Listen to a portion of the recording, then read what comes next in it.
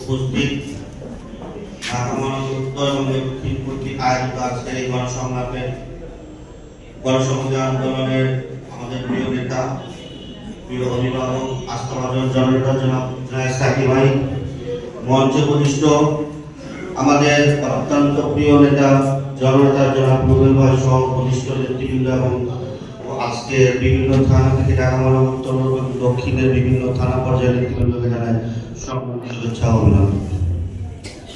আজকের এই গণসংলাপ ঢাকা মহানগর উত্তর এবং দক্ষিণ থেকে আয়োজিত যে বিষয়বস্তু তা হচ্ছে নতুন রাজনৈতিক বন্দোবস্ত, অর্থাৎ কেমন বাংলাদেশ চাই।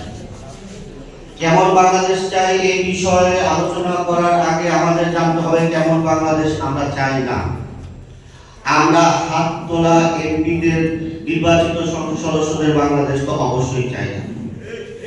সেই হাত তোলা নির্বাচিত এমপিদের যে সংসদ, সেই সংসদের 5 বছর পর পর ম্যাজিক্যাল চেয়ার খেলার নির্বাচনও আমরা চাই না।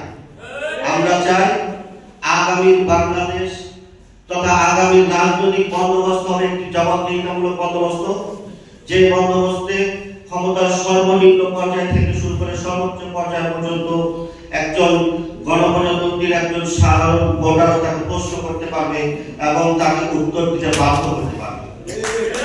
সেই বাংলাদেশ তৈরি করার লক্ষ্যে নতুন রাজনৈতিক বন্দোবস্তের যে ডাক গণসংহতি আন্দোলনের নেতৃত্বে আমাদের নেতা জননেতা জনাব সাকিব ভাই দিয়েছেন, সেই নতুন